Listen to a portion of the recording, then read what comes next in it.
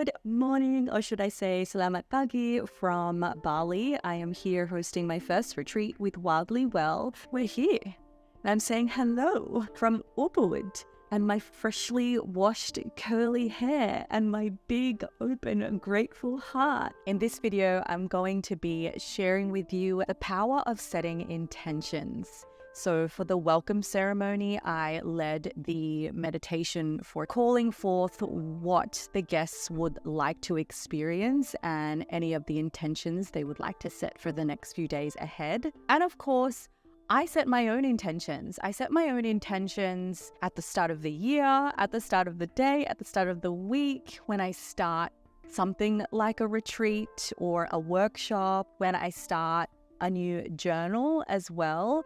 Actually, let me share with you the intentions for this journal, because this was a beautiful gift from my brother's partner, and it's from one of my favorite stationery brands, Papier. My intentions, it reads, I show up with my heart on my sleeve, allowing for whatever kind of expression to come through with openness and encouragement. May honesty and truth always be at the forefront of each journaling session, mainly in the mornings as I wake and other times as I please. I release the pressure. Although I've never really felt it with pen to paper, I've always known this to be a safe and forgiving place, no matter the truths, desires, and words that pour from my heart, mind, and soul. And so that it may be just that, a place of solace, serenity, belonging, truth-telling, honesty, self-discovery, realizations, a place I wholeheartedly claim my soul desires, a place I share and write some of my greatest work, sometimes the full reveal, maybe just the spark, always a slither of hope for something more, something better. I know it, I can taste it, I can feel it. These pages will document both the good and the bad, and I have good and bad in quotation marks, the positive and the negative, the full spectrum of emotions, highs and lows. I may turn to the pages for comfort, processing, exploration, and celebration, remembering that it all deserves a page, a space to be seen, a place to be heard. This dedication to being the ripe old age of 36 and all the adventures I will have, paths I will wander, dreams I will fulfill, emotions I will get to feel, and the lessons I will get to learn.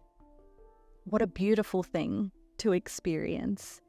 And as Anais Nin would say, to taste life twice.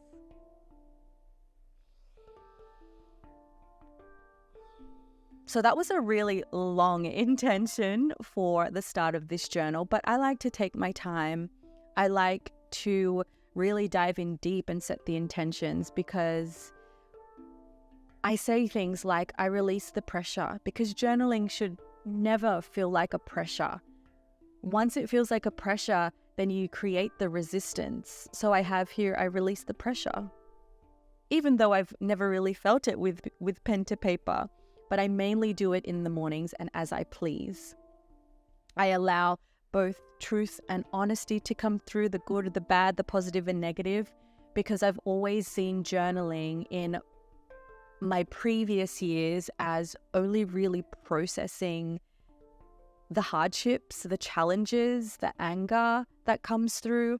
And so when it came to the beautiful things that would happen in my life, I love to capture them through visual form, but I also want to write them down. And so allowing that for me to turn to these pages for comfort, processing, exploration, but also celebration is a new intention for me, to remember to pick up my pen and my journal and write about those moments. And I like to always finish off with a quote. And of course it is Anais Nin. I've mentioned her in my Author Diaries blog, actually. So it's a day in the life of a published author. I'll link it up on the screen above, and is to taste life twice. I feel like that's what we could do as writers. And if you are into journaling, you are a writer. And to taste life twice, because we're writing about it. We're experiencing it first, and then we're writing, we're tasting life twice. Okay, so those are my intentions for this journal, and I've been successful at that, because then whenever I see this beautiful notebook, I remember my intention and I remember to pick it up in times of comfort, emotions, but also in times of celebration too.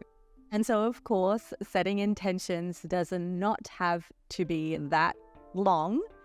You can set an intention as a single word, and that's one thing that I like to focus on when it is the start of a new year or a new week. Setting an intention with one word allows you to come back to that word time and time again. And what this does when you do connect with this word, it allows you to really drop into the present moment and squeeze all the juice out of the experience that you want to be a witness of right here, right now. So my intention as one word for this retreat, which we shared amongst the group, was connection, but also presence. So I did cheat a little bit. I had two words, but connection, because I am open and ready to receive more female friendships in my life that are aligned with my path, that have the same values, that dream big and have visions for themselves as well. And presence, so presence as one of the hosts,